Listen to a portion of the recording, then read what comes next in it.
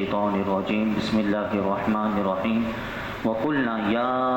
آدم اسكن أنت وزوجك الجنة وكلا منها رغدا حيث شئتما ولا تقربا هذه الشجرة فتكونا من الظالمين فأزلهما الشيطان عنها فأخرجهما مما كانا فيه وقلنا اهبطوا بعضكم لبعض عدو ولكم في الأرض مستقر ومتاع إلى حين۔ اور ہم نے فرمایا اے آدم تم اور تمہاری بیوی جنت میں رہو بغیر روک ٹوک کے، جہاں تمہارا جی چاہے کھاؤ، البتہ اس درخت کے قریب نہ جانا ورنہ حد سے بڑھنے والوں میں شامل ہو جاؤ گے۔ تو شیطان نے ان دونوں کو جنت سے لغزش دی، بس انہیں وہاں سے نکلوا دیا جہاں وہ رہتے تھے، اور ہم نے فرمایا تم نیچے اتر جاؤ، تم ایک دوسرے کے دشمن بنو گے اور تمہارے لیے ایک خاص وقت تک زمین میں ٹھکانہ ہے اور زندگی گزارنے کا سامان ہے۔ فَتَلَقَّى آدَمُ مِن رَّبِّهِ كَلِمَاتٍ فَتَابَ عَلَيْهِ إِنَّهُ هُوَ التَّوَّابُ الرَّحِيمُ۔ پھر آدم نے اپنے رب سے کچھ کلمات سیکھ لیے تو اللہ نے اس کی توبہ قبول کی، بے شک إِنَّهُ هُوَ التَّوَّابُ الرَّحِيمُ، بے شک وہی بہت توبہ قبول کرنے والا اور بڑا مہربان ہے۔ اس آیت مبارکہ میں اللہ رب العالمین نے حضرت آدم علیہ السلام اور ابلیس کے واقعے کا ذکر فرمایا۔ گزشتہ آیت میں آپ نے سنا کہ اب جب شیطان راندہ درگاہ ہو گیا، یعنی اسے اللہ کی بارگاہ سے نکال دیا گیا اور یہ ملامت اور یہ لعنتی ہو گیا، اب یہ اس نے دشمنی کیا کی؟ اس نے دشمنی یہ کی کہ اب یہ اس کوشش میں لگا رہا کہ یہ جنت میں کہ اب یہ حضرت آدم علیہ السلام کو نقصان پہنچائے۔ تو اس نے یہ کیا کہ حضرت آدم علیہ السلام اور حضرت حوا رضی اللہ عنہما کہ جس طرح اس آیت میں آپ نے سنا کہ اللہ تبارک و تعالی نے فرمایا کہ جنت میں رہو اور جہاں دل کرے بے روک ٹوک کھاؤ، البتہ اس درخت کے قریب نہ جانا۔ اب شیطان دیکھیے کہ اب اسے موقع مل گیا، اب یہ اللہ کی طرف سے ایک آزمائش بھی ہے۔ اب شیطان نے کیا کیا؟ شیطان نے انہیں وسوسہ ڈالا اور کہنے لگا تمہیں تمہارے رب نے اس درخت سے اس لیے منع فرمایا ہے کہیں تم فرشتے نہ بن جاؤ یا تم ہمیشہ زندہ رہنے والے نہ بن جاؤ، اور اس کے ساتھ شیطان نے قسم کھا کر کہا کہ میں تم دونوں کا خیر خواہ ہوں۔ اور اسی طرح آج بھی ایسے شیطان ہوتے ہیں کہ جو لوگوں کو بولتے ہیں کہ ہم بھی تمہارے خیر خواہ ہیں، قسمیں بھی کھاتے ہیں، یہ سارے شیطانی کام ہوتے ہیں، اور یہی شیطان نے جو کیا تھا وہی آج بھی لوگ کرتے ہیں۔ تو آگے سنیے کہ اس پر انہیں خیال ہوا کہ اللہ پاک کی جھوٹی قسم کون کھا سکتا ہے۔ حضرت آدم علیہ السلام نے سوچا کہ اللہ کی کوئی جھوٹی قسم کھا سکتا ہے، تو اس خیال سے پھر مفسرین فرماتے ہیں کہ حضرت حوا رضی اللہ تعالی عنہما نے اس میں سے جو جس درخت سے کچھ منع فرمایا تھا کہ اس کے قریب بھی نہ جانا، تو اس میں سے کچھ کھایا، پھر حضرت آدم علیہ السلام کو دیا تو انہوں نے بھی کھا لیا، اور یہ خیال کیا کہ اللہ تعالیٰ کی ممانعت تحریمی نہ تھی بلکہ تنزیہی تھی، یعنی حرام قرار دینے کے لیے نہ تھی بلکہ ایک ناپسندیدگی کا اظہار تھا۔ یہاں حضرت آدم علیہ السلام سے مفسرین فرماتے ہیں اجتہاد میں خطا ہوئی، اور اجتہادی خطا جو ہوتی ہے وہ گناہ نہیں ہوتی۔ فرماتے ہیں شیطان کے دھوکے کی وجہ سے انہوں نے اس ممنوع جس درخت سے منع کیا گیا تھا اس کا درخت سے پھل کھا لیا۔ یہ جو ابھی میں آپ کے سامنے واقعہ رکھ رہا ہوں یہ 7 صورتوں میں آئے گا، لیکن آگے تفصیلاً نہیں آئے گا، آگے میں پھر اس کی ترجمہ کرتا ہوا ہم آگے بڑھ جائیں گے۔ یہ ابھی آپ کے ذہن میں یہ واقعہ ہوگا تو پھر آگے بھی آپ کو قرآن کی آیتیں سمجھنے میں آسانی ہوگی، تو یاد رکھیے گا۔ آگے فرماتے ہیں کہ جب وہ درخت کا پھل کھا لیا تو پھل کھاتے ہی کیا ہوا؟ پھل کھاتے ہی ان کے پردے کے مقام بے پردہ ہو گئے، حضرت آدم اور حضرت بی بی حوا کے۔ وہ اسے چھپانے کے لیے ان پر پتے ڈالنے لگے۔ اس وقت اللہ تبارک و تعالی نے فرمایا تمہیں میں نے اس درخت سے منع نہیں کیا تھا، اور میں نے تم سے یہ نہ فرمایا تھا کہ شیطان تمہارا کھلا دشمن ہے۔ اس کے بعد اللہ تعالیٰ کا حکم آیا، اور حکم الہی یہ ہوا کہ زمین پر اتر جاؤ، اب تمہاری اولاد آپس میں ایک دوسرے کی دشمن ہوگی اور تم ایک خاص وقت تک زمین میں رہو گے۔ کہ زمین پر تشریف آوری کے بعد حضرت آدم علیہ السلام ایک عرصے تک اپنی اس لغزش کی معافی مانگتے رہے اللہ کی بارگاہ میں، حتیٰ کہ اللہ تعالیٰ کی طرف سے آپ کو چند کلمات سکھائے گئے۔ پھر حضرت آدم علیہ السلام نے ان کلمات کے ساتھ توبہ اور اللہ کی بارگاہ میں معافی کی درخواست کی تو وہ توبہ قبول ہوئی۔ یہاں پر رک کر میں ایک بات جو ہم سے ابھی غلطی ہو سکتی ہے، اور اکثر لوگ کیونکہ آج کل بے باکی کا دور ہے اور جس کا جو جی چاہتا ہے تو وہ یہاں تک بول دیتا ہے کہ مذہبی معاملات میں اور اہم عقائد میں تو زبان کی بے احتیاطیاں یہ بے شمار لوگوں سے اس کے باہر ہیں کہ زبان کی احتیاط نہیں کی جاتی، اور ان نفوس قدسیہ اور ان پاک ہستیوں کے بارے میں لوگ کچھ بھی بول دیتے ہیں۔ تو یاد رکھیے گا کہ جس ممنوع درخت سے پھل کھانے کا ممنوع درخت سے اللہ تبارک و تعالیٰ نے منع کیا تھا، یہ اللہ تبارک و تعالیٰ نے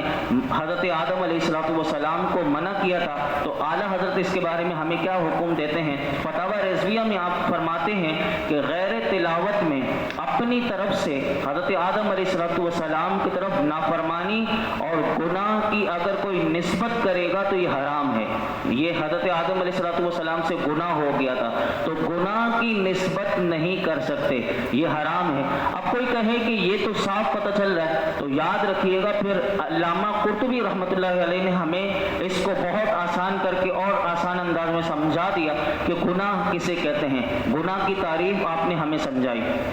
کوئی فعل گناہ اس وقت ہوتا ہے کہ جب کسی حکم کی نافرمانی کا عزم اور قصد پایا جائے، یعنی جب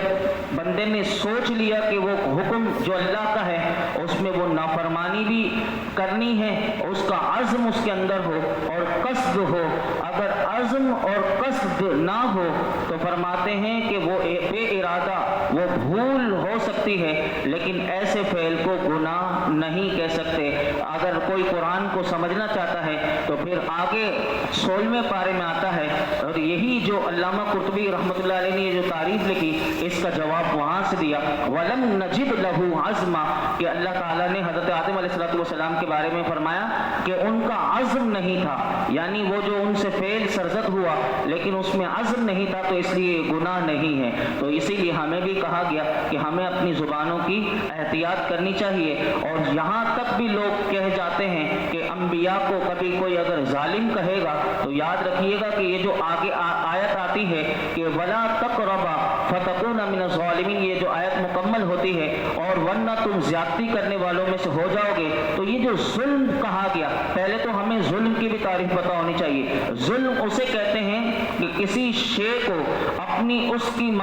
اس کی اپنی جگہ کے علاوہ کسی اور جگہ رکھنا، یہ ظلم کہلاتا ہے۔ اور یہاں پر جو ظلم کہا گیا یہ خلاف اولا کہا گیا۔ اگر کوئی اپنی زبان سے اگر کبھی انبیاء کرام کو ظالم کہا تو یہ سری گستاخی ہے اور یہ توہین ہے، اور جو انبیاء کرام علیہ السلام کو کبھی اس کے منہ سے ظالم نکل جائے کہ انہوں نے اپنے آپ کو خود ظالم کہا تھا، تو اگر کسی کی زبان سے نعوذ باللہ اگر یہ نکل جائے تو یہ کفر ہے، وہ کافر ہو جائے گا۔ ان چیزوں سے ہمیں اپنی زبانوں کی بھی احتیاط کرنی چاہیے، اور اس کے لیے علماء نے ہمیں بڑا احسن انداز میں ایک مثال دے کر سمجھائی، وہ مثال ہم اپنے ذہن پر رکھیں تو اس طرح کی بے باکی اور جرت اور ایسی بے احتیاطی ہماری زبان سے نہیں ہوگی۔ وہ سمجھاتے ہیں کہ ایک مثال کے ذریعے، مثال یہ ہے کہ بادشاہ ہو اور بادشاہ کے ماں باپ ہوں۔ اب بادشاہ تو اپنے وہ ملک کا بادشاہ ہے لیکن اپنے ماں باپ کا تو بادشاہ نہیں، تو کہتے ہیں کہ جس طرح ماں باپ بادشاہ کے اگر بادشاہ کو ڈانٹیں اور اس کا پورا مجمع لگا ہوا ہو تو کبھی اس شاہی محل کا جمعدار اگر جو ہو اگر وہ بادشاہ کو اسی طرح ڈانٹے جیسے اس کے بادشاہ کے ماں باپ نے ڈانٹا تو فرماتے ہیں اس احمق کا انجام کیا ہوگا۔ تو ہمیں بھی یاد رکھنا چاہیے کہ اللہ رب العالمین کے وہ مقبول بندے ہیں، وہ جو چاہے ان کے بارے میں فرمائے، لیکن ہمارے لیے یہ حکم ہے ہمیں تو انبیاء کرام اور محبوبان خدا کی تعظیم میں ہمیشہ اپنی زبانوں کی احتیاط کرنی چاہیے اور ہمیشہ ان کی تعظیم اور توقیر بجا لانی چاہیے۔ آگے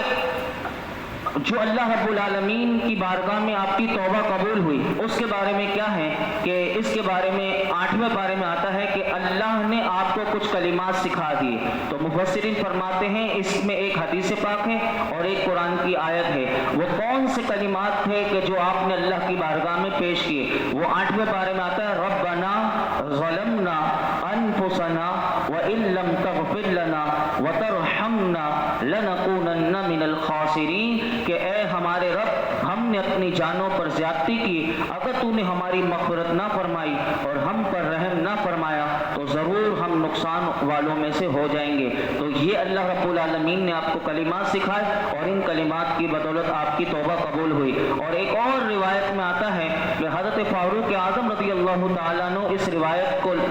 آپ روایت کرتے ہیں کہ رسول اللہ صلی اللہ علیہ وسلم نے ارشاد فرمایا کہ جب حضرت آدم علیہ السلام سے اجتہادی خطا ہوئی تو میرا آقا علیہ السلام فرماتے ہیں کہ عرصہ دراز تک آپ حیران اور پریشان رہنے کے بعد انہوں نے اللہ کی بارگاہ میں عرض کی. حضور میرے آقا صحابہ کو بتا رہے ہیں کہ انہوں نے اللہ کی بارگاہ میں کیا عرض کی. میرے آقا علیہ السلام فرماتے ہیں کہ انہوں نے عرض کی اے میرے رب مجھے محمد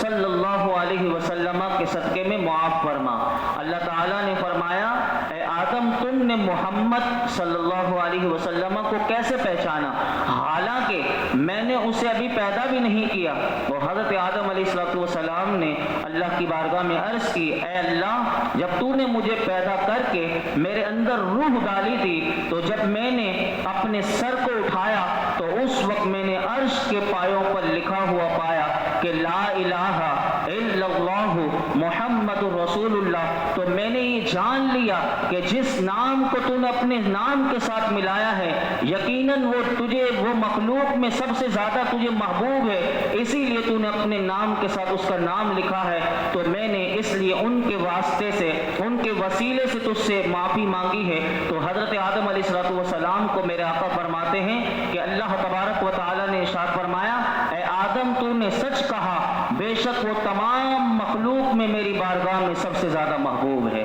یعنی حضور اللہ کی بارگاہ میں سب سے زیادہ محبوب ہیں. اور آگے فرمایا تم اس کے وسیلے سے مجھ سے دعا کرو میں تمہیں معاف کر دوں گا. اگر محمد صلی اللہ علیہ وسلم نہ ہوتے تو میں تمہیں بھی پیدا نہ کرتا. اے آدم یعنی تمہیں بھی پیدا نہ کرتا. یہ مستدرک میں بھی ہے، المعجم الاوسط میں بھی ہے، بہت ساری کتابوں میں یہ جو میں نے آپ کے سامنے روایت کی کوئی یہ نہ سمجھے کہ کوئی اپنی طرف سے، تو یہ اس کے حوالے بھی موجود ہیں کہ حضرت آدم علیہ السلام نے میرے آقا کے وسیلے سے دعا مانگی، اللہ تبارک و تعالیٰ نے حضور کے وسیلے سے آپ کی توبہ کو قبول فرمایا. تو اسی طرح اگر کوئی اللہ کی بارگاہ میں اگر حضور کا وسیلہ محبوبان خدا کا وسیلہ پیش کرے تو یہ بالکل جائز ہے. وسیلے سے دعا مانگنا یہ جائز ہے اور یہاں سے بھی ہمیں پتہ چلتا ہے. لیکن یہاں پر ہمیں جو یاد رکھنے کے لیے قابل غور چیز ہے وہ یہ ہے کہ اللہ تبارک و تعالیٰ پر کسی کا حق واجب نہیں.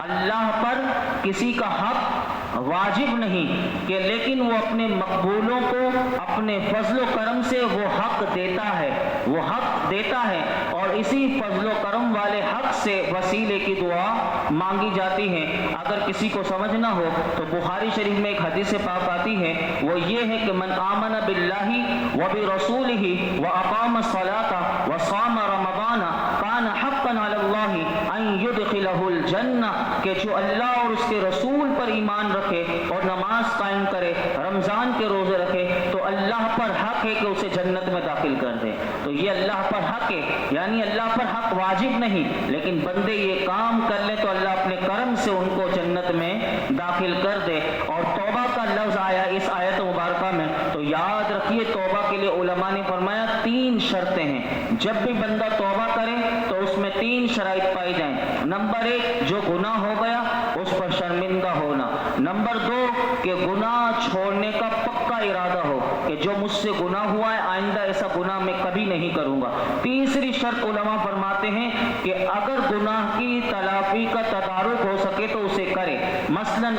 بے نمازی ہے، اب وہ نماز پڑھنا چاہتا ہے تو وہ پچھلی نمازیں قضا کرے. اگر اس نے رشوت لی ہے، جیسے کہ آج معاشرے میں رشوت ہر جگہ ایسے اتنا جیسے کہ یہ حلال ہو گئی ہے کہ کسی کے لیے مشکل ہی نہیں، یعنی جہاں دیکھیں یہ رشوت تو اتنی عام سے عام ہوتی جا رہی، اور لوگوں کو یہ پتہ نہیں، یہ سمجھتے ہیں کہ یہ ہمارا مال ہے۔ تو یاد رکھیے، اگر کسی سے رشوت لی، کسی کا مال چوری کیا، غصب کیا، ڈاکہ ڈالا، تو توبہ میں یہ بھی ضروری ہے کہ اس کا مال اس کو واپس پہنچائے، تو پھر اس کی توبہ قبول ہوگی۔ یہ بھی بات ہمیں بتائی گئی۔ آخری آیت مبارکہ، ہمارا وقت مکمل اور یہ رکوع بھی مکمل ہو جائے گا، کل سے 5واں رکوع شروع ہو جائے گا۔ قُلْ اهْبِطُوا مِنْهَا جَمِيعًا فَإِمَّا يَأْتِيَنَّكُم مِّنِّي هُدًى فَمَن تَبِعَ هُدَايَ فَلَا خَوْفٌ عَلَيْهِمْ وَلَا هُمْ يَحْزَنُونَ وَالَّذِينَ كَفَرُوا وَكَذَّبُوا بِآيَاتِنَا أُولَٰئِكَ أَصْحَابُ النَّارِ هُمْ فِيهَا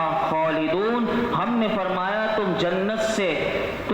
سب جنت سے اتر جاؤ، پھر اگر تمہارے پاس میری طرف سے کوئی ہدایت آئے تو جو میری ہدایت کی پیروی کرے تو انہیں نہ کوئی خوف ہوگا اور نہ وہ غمگین ہوں گے، اور وہ جو کفر کریں گے اور میری آیتوں کو جھٹلائیں گے وہ دوزخ والے ہوں گے اور وہ ہمیشہ اس میں رہیں گے۔ اب ہمارے ذہن میں آئے کہ پہلے بھی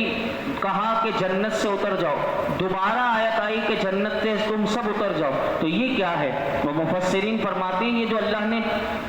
2-3 آیتیں پہلے بھی فرمایا، 2-3 آیتوں کے بعد دوبارہ فرمایا کہ جنت سے تم سب اتر جاؤ، تو یاد رکھیے علماء نے فرمایا نیچے اترنے کا جو حکم دیا گیا، پہلی دفعہ میں فرمایا جو لغزش ہوئی تھی اس کے بعد یہ کہا گیا کہ جنت سے اتر جاؤ، اور جب دوسری بار کہا گیا تو علماء فرماتے ہیں، مفسرین فرماتے ہیں کہ توبہ قبول ہونے کے بعد یہ کہا گیا کہ اب جو ہے پہلی دفعہ میں اظہار ناراضگی کا، اظہار مسکوت کا، اور دوسری بار جو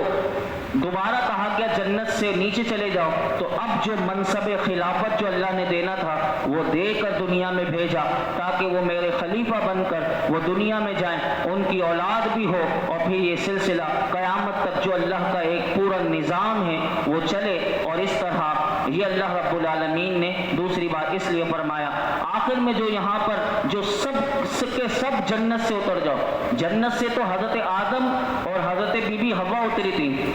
تو یہ جو قرآن نے کہا کہ تم سب اتر جاؤ، تو اس سے کیا مراد؟ تو اس سے مفسرین نے فرمایا اس سے مراد حضرت آدم علیہ السلام کی پشت میں جو ان کی قیامت تک آنے والی اولاد ہے وہ سب کو بھی مخاطب کر کے کہا گیا کہ تم سب کے سب جنت سے نیچے اتر جاؤ۔ تو یہاں پر یہ کہا گیا اللہ رب العالمین ہم سب کو قرآن حکیم کا حقیقی فہم عطا فرمائے اور اس کا نور عطا فرمائے، قرآن حکیم کو سمجھنے اور ہر قسم کے گناہوں سے اللہ ہمیں